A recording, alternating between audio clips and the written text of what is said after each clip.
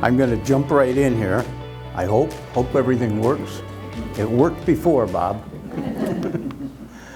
I'm going to talk a lot about our grandfather, Pop. He was an immigrant. He came over here in 1912. You heard a little bit more about that. His children referred to him as Pop. His grandchildren referred to him as Pop-Up. But Pop was the name that we're going to be using tonight. That was what all his employees called him.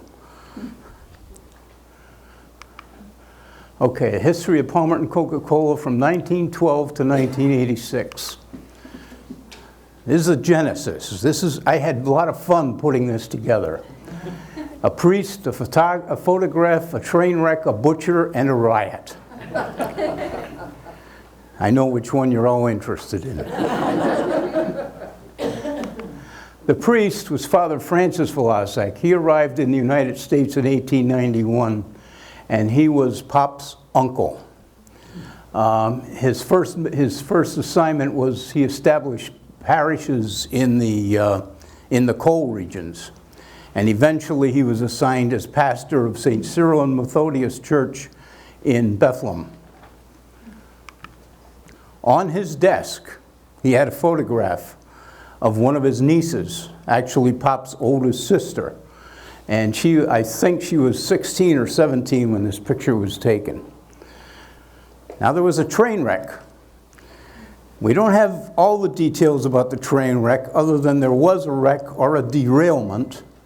And in this, one of the cars that was derailed had a load of beef in it. It was a refrigerated car. And they had to get this car, whether it was just a derailment or a wreck or whatever, they had to get this beef out of the way before it started to spoil. Enter the butcher. Joseph the Husky. He's going to be a main character in the next couple pages. He was the guy that glommed onto the beef. And because of his precarious situation, he was able to get it for pennies on a pound. And he made a small fortune out of this. I think it was a big fortune. It was a big car. Husky also was a parishioner of Father Francis. And he was visiting Father Francis one day and saw the picture on the desk. He fell in love with the picture. And he started, now Frances, the one was the photograph, she was still in Hungary at this time. But Joseph the Husky, he wanted to marry her. And he started a long distance letter writing campaign to win her over. Eventually, after a couple of bumps, she did come over. The couple of bumps were, one, she was almost engaged to a soldier and didn't think she wanted to come over and marry somebody she didn't know. The second bump was when she didn't want to come over, the family sent over somebody else.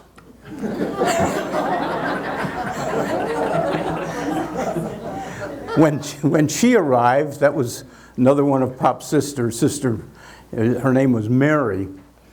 Mr. Tahusky took a look at her and sent her back to Hungary. I don't think that did a whole lot for her ego. Okay, so they got married in 1902. Now I know you're all waiting for the riot. That'll come up. In 1902, they moved to Palmerton. Tahusky recognized that Palmerton was just starting to grow. The zinc company had just been built in 1898, and the town was just starting to blossom. So he came to town. One of the things he built was this house. It was on Lehigh Avenue, 321.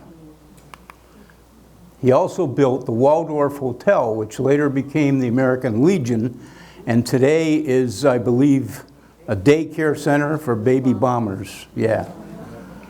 He also built two other places. He built what used to be Crex's, the triangular building on the corner of 3rd and Delaware, and he also built he built it as the Franklin Casino. It later became the Hungarian Club, the Franklin Casino. So he was doing very well. In the triangular building, he had what was called a steamship agency. And what they did, he operated somewhat like a bank. He did loan out money. People put money in there for safekeeping, and he helped people come over with their paperwork, come over from Europe, and also how to send money back to Europe for families, for people that still had families over there. 1911, I put this in here because Steve's son is now the assistant fire chief in Palmerton. But in 1911, Tuhusky was named assistant fire chief after pulling a barrel of kerosene from Mooney's Market, which was on fire. So he got an instant promotion. Things were different back then. 1912, Pop arrives in Palmerton. And he and Joe Tuhusky got together and started the Palmerton Beverage Company, with Tuhusky as the owner and Pop as the manager. Tuhusky wanted to start this because of his hotel and the casino. He wanted some method of bringing out soft drinks for these places, or source of soft drinks. There's rumors in some of our family histories that he had another hotel in town, but I was never able to pin that down. This is how Palmerton looked in 1912 when Pop arrived. The only building I can really identify, this short building here, that's now Bob, it used to be, I don't know, is Bob's Flower Shop still in existence? No? The building's still there, yeah. That used to be a bank. That was the first national bank in Palmerton, and became the Power and Light Company, and then Bob's Flower Shop.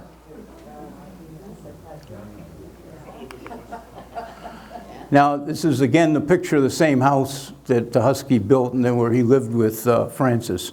And I just stuck that arrow in there to show you that's where they did the first bottling. That's behind the house. They did. At that time, they were doing like 60 cases a day. Is that house still there? Yes, Yeah. still there. It still looks pretty much the same. Okay, 1917. We're getting there. Father John, PAHS Vlossak, is also one of Pop's brothers. He is assigned to Palmerton Sacred Heart Church as the pastor. He wasn't well received. This is the riot.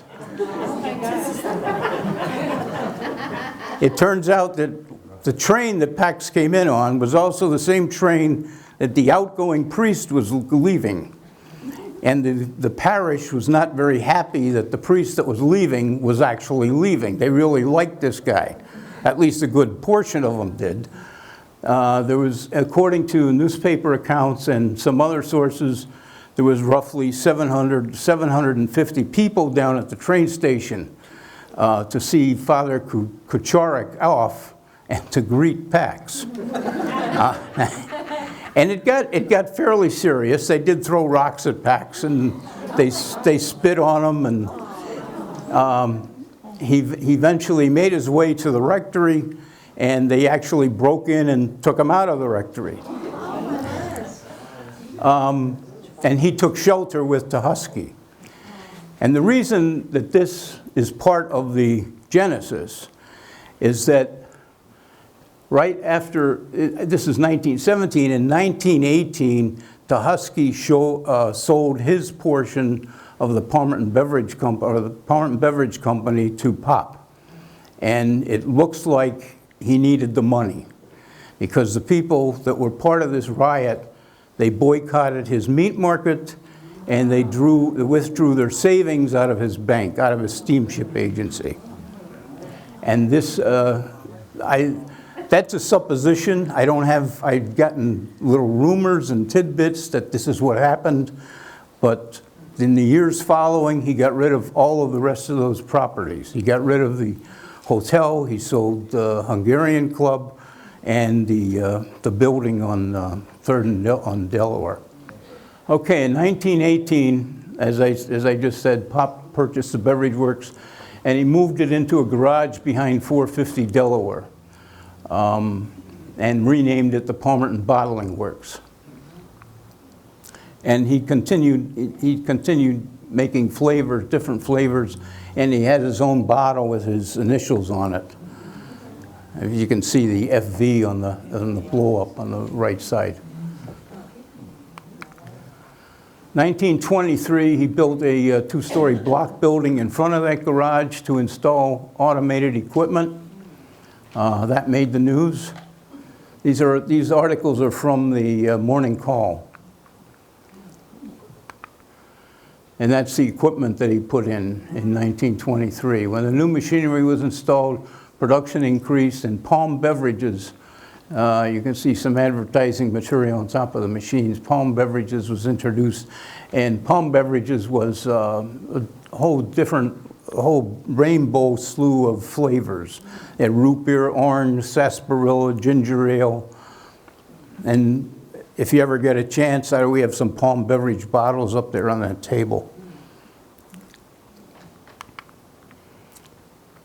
And for those who don't get to the table, there's a picture of one up there. Palm sodas were successful and continued for a while after the Coca-Cola franchise was acquired, and for many years after, we produced it only for the West End Fair. Wow. 1923, Pop was coming back from a business meeting in Bethlehem with an employee, Joe Nagy, and they were held up by 4 guys. There was, apparently he had a large sum of money. I don't know what the money was all about, but anyway, there was a scuffle afterwards. He got away. I don't know what happened to the helper, but he got away and he jumped through a window, a farmer's window. This guy was asleep in his chair, and Pop came jumping through his window. But then his name is up here, Harrison Schwenk. Then Mr. Schwenk did grab his shotgun, and he and Pop went out to confront the bandits, but they were gone by then. 1925, that's when he got his Coca-Cola franchise. And there were long negotiations, and what was interesting about the negotiations is that Pop had a good friend of his, an architect by the name of Clarence Gross, was helping him write letters to the main company to get this franchise, and it wasn't getting anywhere. So he finally made a trip to make his own pitch, and they told him that the letters were fine and dandy, but they were too full of wherefores and why-bys and legalese, and they couldn't understand what they wanted. So they asked Pop to just tell them in his own broken English what he wanted and why he should get it, and then he got it. 1925 is when he got the contract again, and this is we have a copy of we actually have the original contract. This is a copy of it. Then in 1925, he also bought a couple new pieces of equipment. I don't know if you can differentiate them, but there's to the right of the picture, there's a new filler machine and a new crowner and a new machine that put carbonated water, mixed the water with the Coke syrup and mixed it with carbonated water. 1940, he constructed a warehouse in Frackville, Pennsylvania. And that's his fleet of trucks in 1940. Behind the block building is the garage where when he first bought the beverage company from Husky. That's where he first started. And he built the block building, and that's where you saw all the machinery was put in. And then years later, that block building was extended all the way down to the alley. That's right to the right would be the alley between Lehigh and Delaware. 1941, he constructed a warehouse in Washington, New Jersey. 1947 is when they started construction of the building that is here today. And they finished it in 1947. And let's see, Pop is there. I think he's the last one on the right. 1950s, in the mid-50s, Coca-Cola introduced new sizes, 10, 16, and 32-ounce returnable bottles. And this is the management team that ran Palmerton Coca-Cola during its growth years. Excuse me, the only people missing are John Vlossak, one of Pop's sons, and Winnie Scherer, a son-in-law. From the left is Frank Schmidt. He was the treasurer for just about the whole time that Palmerton Coca-Cola existed. The second one is John Shuron. He was a son-in-law of Pop. Then comes Pop. Mike Saka, another son-in-law. Then my dad, Frank Jr. And then the last one is Pat Sheeran, another son-in-law. And he managed the Washington, New Jersey facility. This is a picture of Howard Reber. Production in the plant was mostly done by hand. We loaded trucks by hand. A lot of the bottles, especially the larger bottles, were packed by hand. Empties were handled by hand. There's packing cases to the first. On the left at the top is Barry Fahrenkopf. At the bottom is John Vizkupi. He was a Hungarian refugee. He actually fought in the Hungarian Revolution. And to the right is Dave Eisenhower. Some of you may remember him. He was a basketball player at Palmerton. And we had a sign department. We had 2 to 4 persons constantly creating personalized signs for various businesses that sold our product.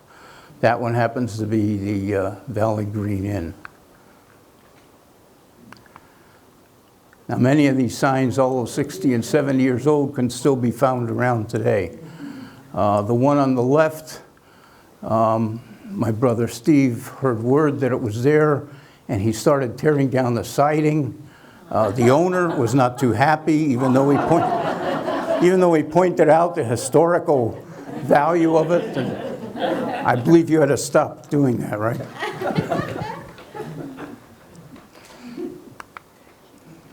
Palmerton was always, the Coke company was always involved in supporting sports in the area. This is a schedule that they handed out for the 1957-58 basketball team.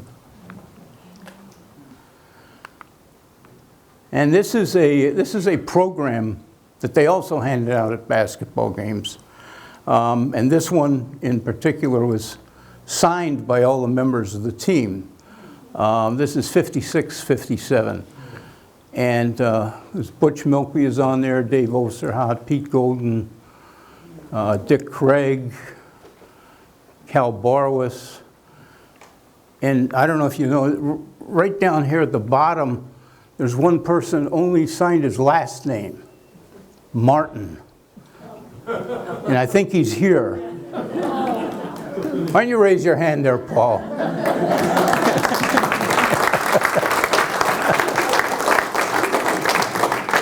That was Paul's first year in Palmerton. I think he was a little shy.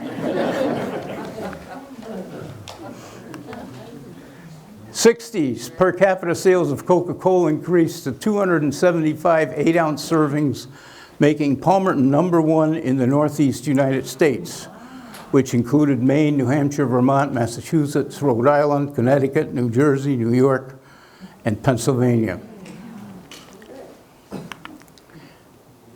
And this is kind of an outline of what happened in the 60s. There should be a 1 in front of all those numbers. We weren't that old. And 1960, well, some of this we're going to be going through in later, in a couple more slides. And just to put you at ease, we will be taking a break in 2 hours. And now Steve's going to take over with some of his experiences as a route truck driver.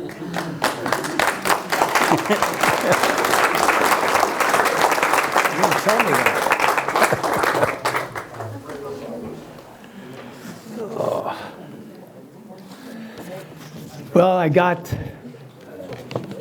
in a truck and I drove. That's it. Now, I just want to give some of my early memories of the Coke company. My earliest memories are when I was very small and we were still living on Lehigh Street. Going with my father at night, he would have to go over and make sure the coal stoker was covered so that it would feed coal into the furnace there to keep the pipes from freezing in the Coke company. We do that in the dark. I was always kind of scared when we went over there because the factory at night when nobody was there, and it was scary to a young kid.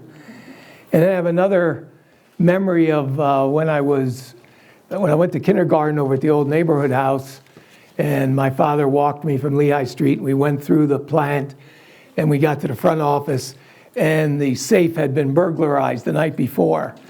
And there was a drill on the floor and a hole in the safe, and there were police there. And I always think to myself that was the first crime scene I ever saw.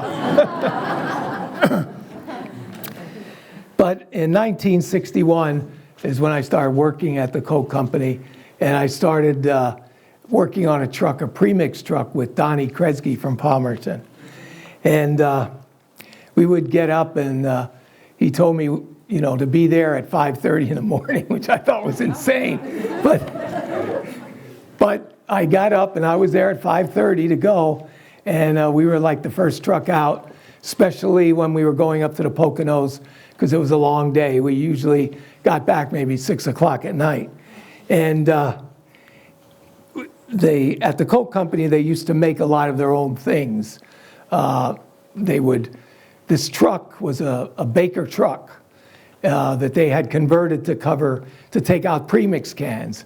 And premix was about this high of a cylinder that was filled with Coke that was already mixed. That's why it's called premix. And those things would be taken and hooked up to hoses and then come out the tap systems at restaurants. Well, they made slots on the side that were at an angle where these cans would fit in the Baker truck. The only thing they forgot to put in the Baker truck, though, was an extra seat for me. So I spent the summer sitting on a box of cups, holding on to the two sides. There was no law about seat belts at that time. Now, the trucks, usually in the morning, they all lined up in order. I think at various times there might have been 12 to 14 trucks that were backed up into the garage, and then the ones that left early, they were near the front of the door. Then we would go out, and sometimes we would all stop at the same diner, like when we were going to Poconos, the Sunset Diner, and have breakfast together.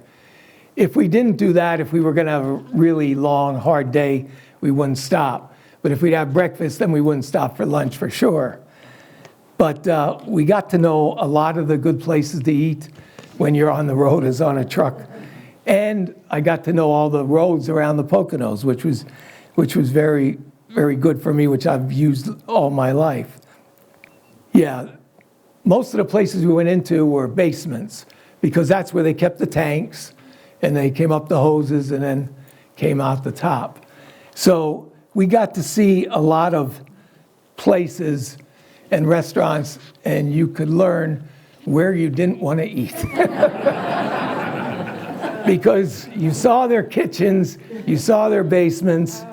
There was a lot of restaurants I learned, I never knew that before, they had like a hole someplace near where they prepared food, and like a pipe going halfway down, and usually the garbage would go. They have a garbage can in the basement that would catch it. Well, there was one restaurant, they put the pipe in, but they never put anything to catch anything. And what they would do is they'd leave the back door open to the basement, and they'd put lime over the rotting food. And we would go in there carrying our cans, and there would be birds that came down there, ate the lime, and were flooding around and dying. But I never ate there. Are they still in business? I doubt it. But then there were other places where I saw the way they handled the food, and I didn't want to eat there either. Let's just say that they were very, very unsanitary things that they were doing back there. Now, also, we went into one place where, as we were coming in the basement, this was under a diner, and as we came in the basement, they had a little office down there. The office door opened, and the owner and a waitress came out, and the way they were fixing their clothes, we knew they weren't planning next day's menu. So that was embarrassing to them and to us. But Donnie and I worked well together. I learned a lot from him. And sometimes when we went to places like the Orioles Club in Lehighton, they were upstairs. And the premix cans were heavy.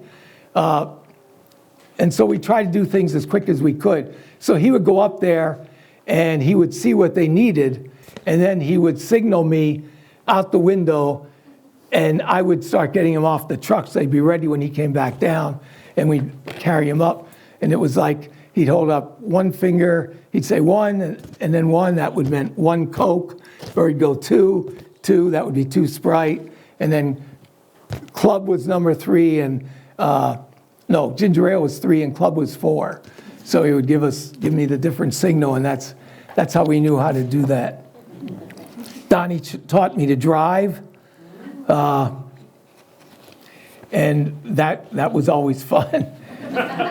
Especially like a place like Mount Airy Lodge.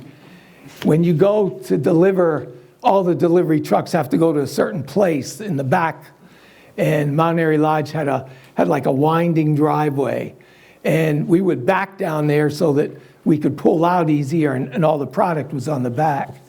So that was fun to learn to back down that driveway. Let me see. Oh, now I have over here, and let's see if anybody, I brought this along. This is just a memory. Can anybody have any historical knowledge what this is, what it represents? Well, when I thought it was appropriate to bring it along tonight, because when I first started working for the Coke Company and I got my first paycheck, I came here to this building, the First National Bank, to open up a savings account. And they had a plan where you got dishes. And we still have the dishes sets. There's the money. Yeah, I don't have the money anymore, but we got dishes. Let's see.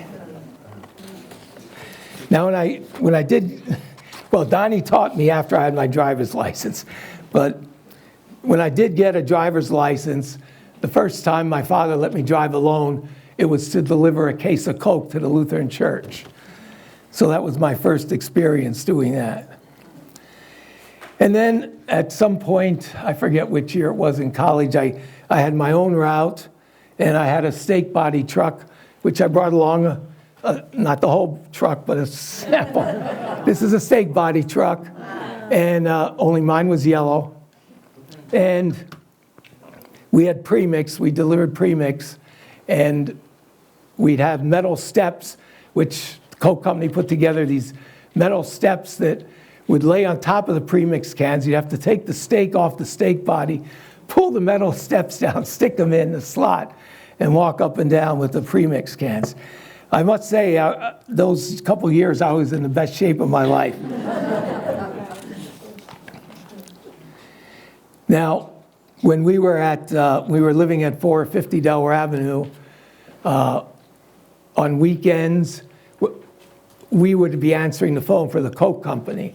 During the week, if the phone was for us, they would buzz. We had a buzzer, and it would buzz, and then we'd answer it, and then we knew it was for the house. Otherwise, we just let it ring and they'd answer it in the Coke company with the same number.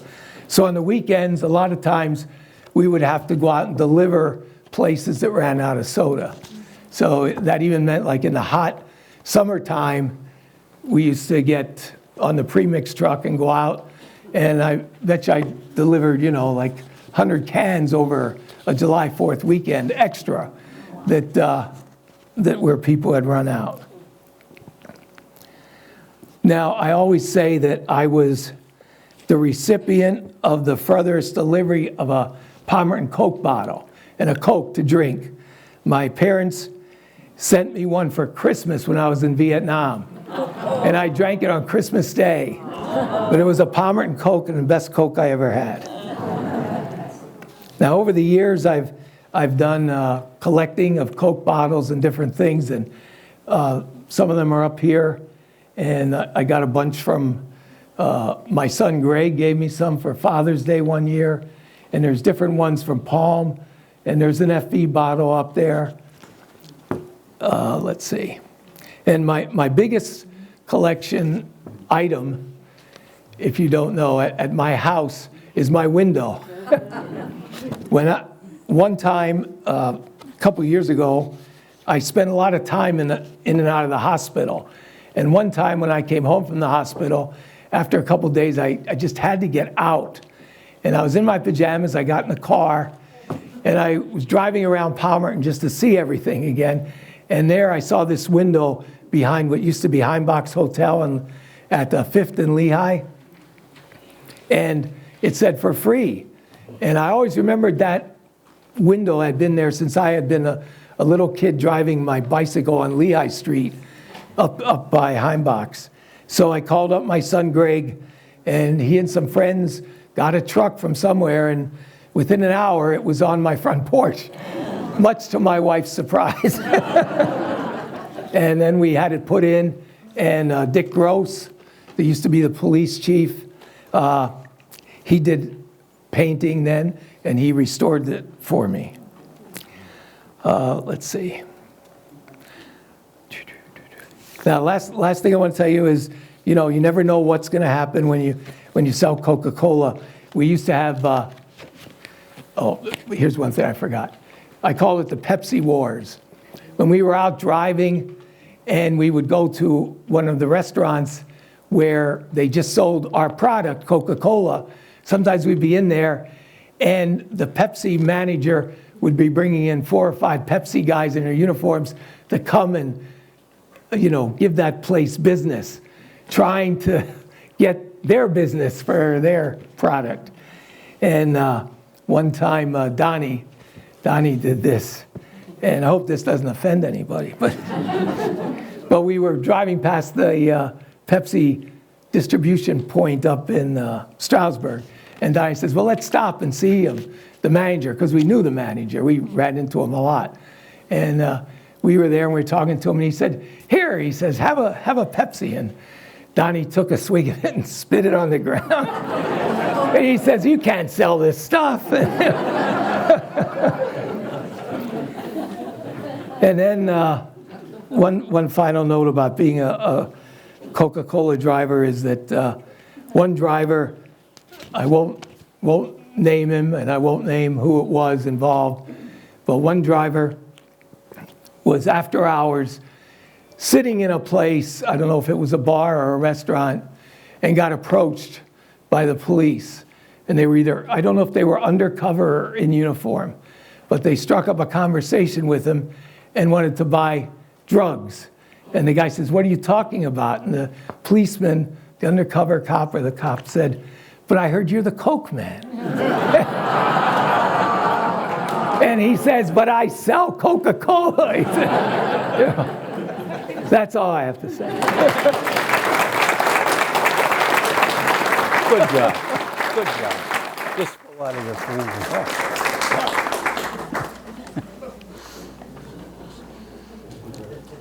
As you probably can tell, we probably have a ton more stories we could tell you about Palmerton Coca-Cola.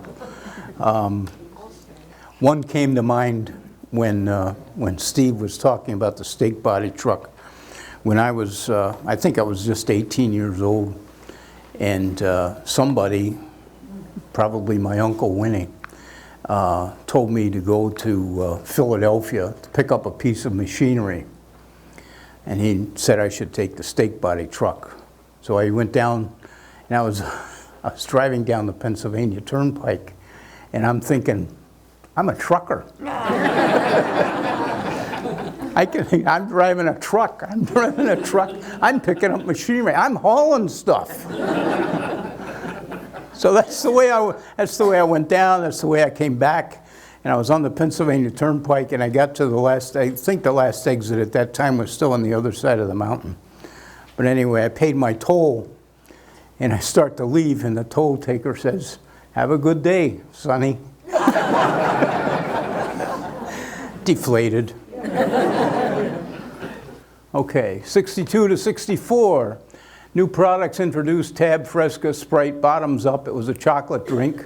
I don't know if you remember that at all. Sunrise Orange Soda, Fanta products. We tiled floors. We put in additional machinery. Additional machinery was purchased, and a new warehouse was constructed on Lehigh Avenue. Then, also in the 60s, we had a new method of handling cases, and those were with forklift trucks, where we could load trucks 50, 60 cases at a time, rather than individually by hand, one at a time. And we stored them on the wooden pallets. The truck bodies were converted to allow the forklifts to load those large numbers. And just, this one always fascinates me. The truck bodies were converted by the people that worked at the Coke Company. Those two guys, by the way, are Howard Reber is on the floor there cutting a piece of metal, and Frank Placavi. They both worked at the Zinc Company.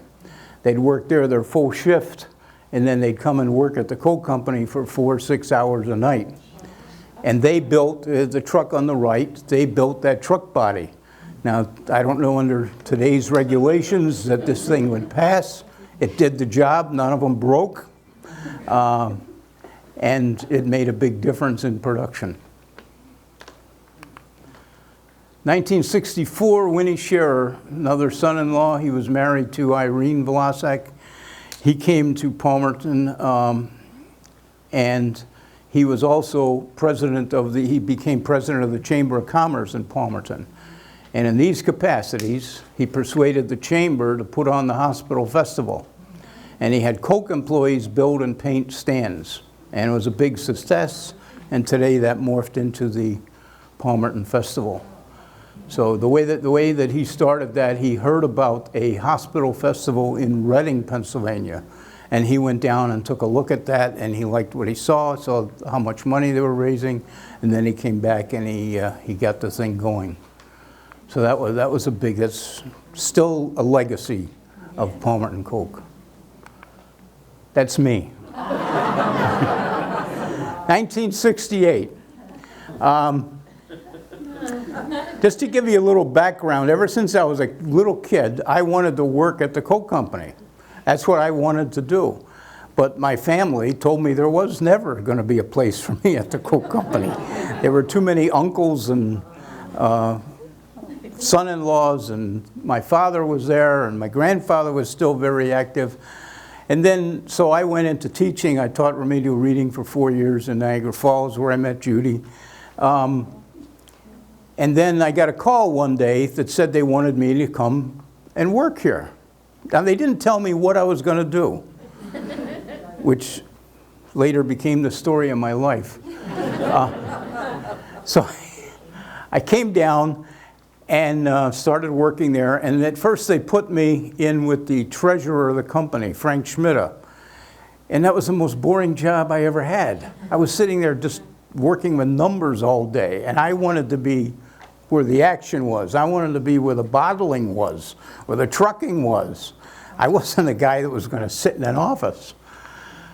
So luckily, again, my Uncle Winnie, he pulled me out one day, and he was the general manager, and he wanted me to do something, setting up an inventory control system, something like that, but it got me out of that office, and it got me into production. 1969, we started production of one-way 32-ounce bottles with reseal caps, which again meant another investment in machinery. We had to buy several machines to put the labels on the bottles and those screw caps on the tops, for the tops.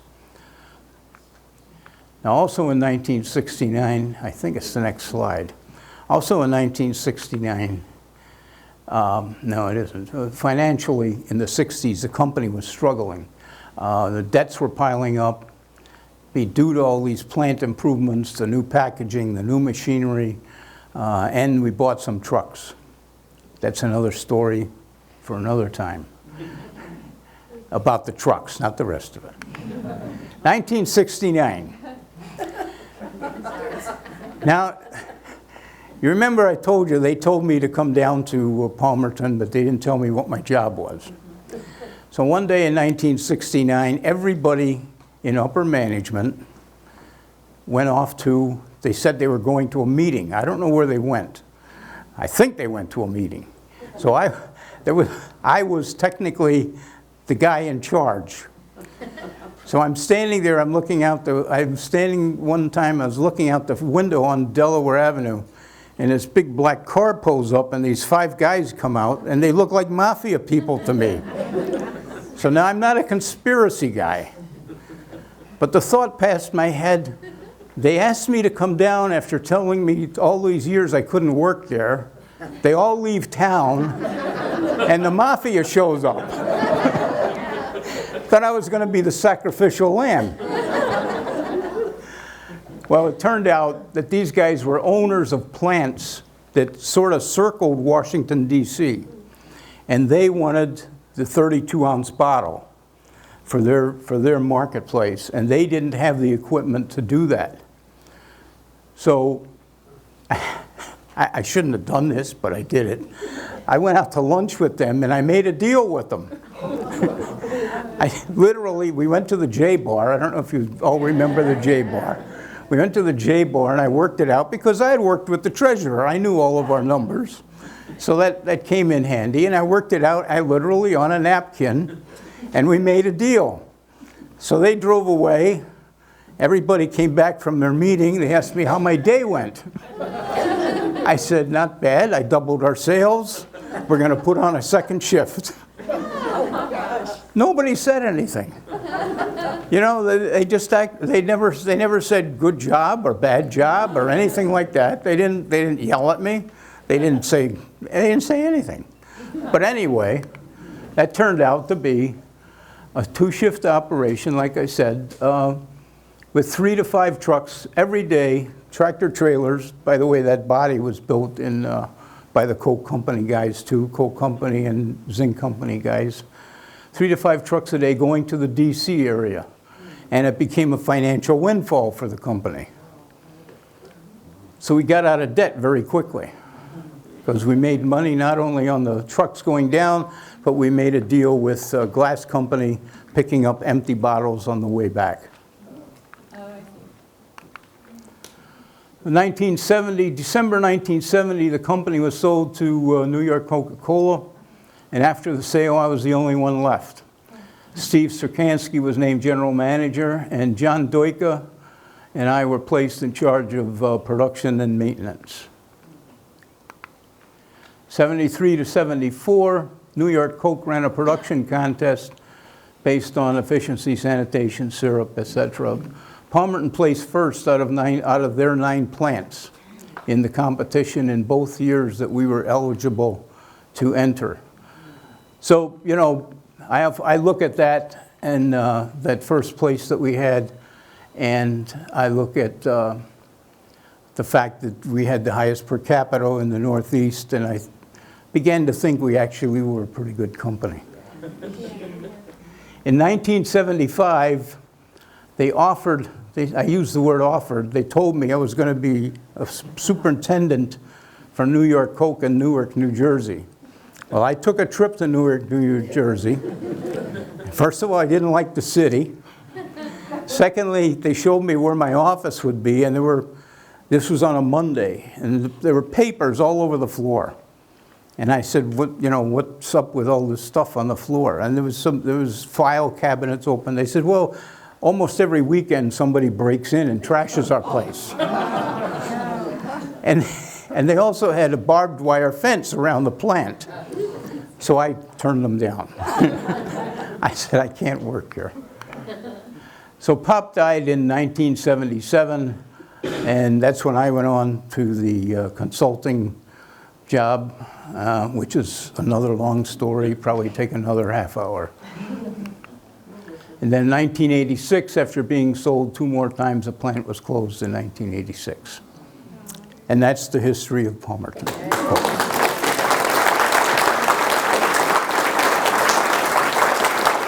I got some of that. And I have some of that. I hate to do this, but do you have any questions?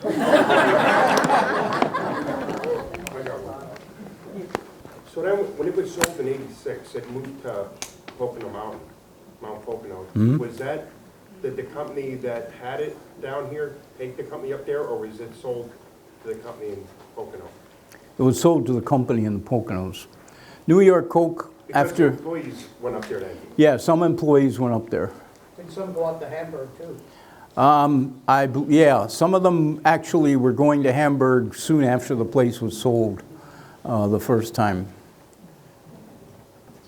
Oh, I'm sorry. Sorry, it was like a follow-on question. I feel like I was quite rude to somebody there. I was just wondering, was that part of like a wider consolidation process across the country? Yeah, I don't know if there's any, there may be 1 or 2 small operations like we had. And that was, that was one of the reasons, or the main reason, why Pop sold the place. He didn't sell it because of the financial situation or anything like that. It was just that in order to keep up with the market, packages were constantly changing, and you just couldn't keep a small place like that, just couldn't keep up putting out new packages. Again, through Winnie Shearer, he got together a group of bottlers and started Mid-Atlantic Canners. And I don't remember everybody that was in it. I think Pittston, Reading, and Bethlehem all joined that. There may have been 1 or 2 more, but I'm not sure. But they started a canning operation which supplied us and all those other plants with cans. Anybody else? That was a big operation. I mean, there was a lot of different things. Yeah, a lot of different parts to it. Yes, yes, yes. One thing my grandfather did, which I think helped make it a success, is he used to often take trips, constant trips to other plants in other areas of the country. Like he did make several trips down to the DC area and just visit the plants and see how they were doing things, ask them what was working, what wasn't working. He was constantly doing that. He used to take me along when I was like 12, 13 years old. And then when I got older, I used to drive him. But when I was a younger guy, he would take me into a plant and he'd introduce me as his grandson's brother.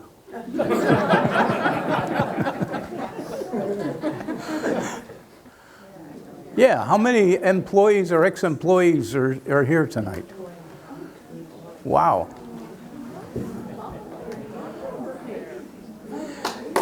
We have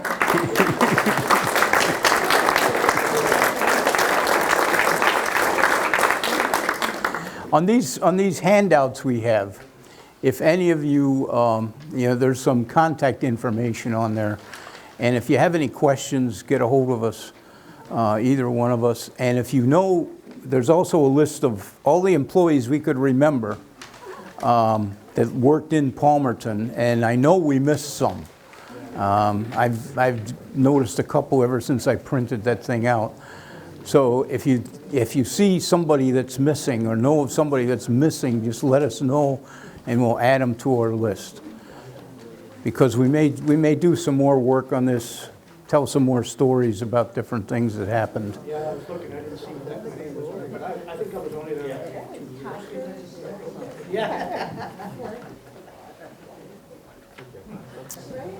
Where did the water come from? We actually used Palmerton water. Initially, we had our own well, and it did go down to the aquifer. That's when they did the bottling in the block building behind the house. And occasionally, every once in a while, if there was a problem with Palmerton water, the water main break or some other thing, we would go back to that well. That well was still operable the whole time I was there.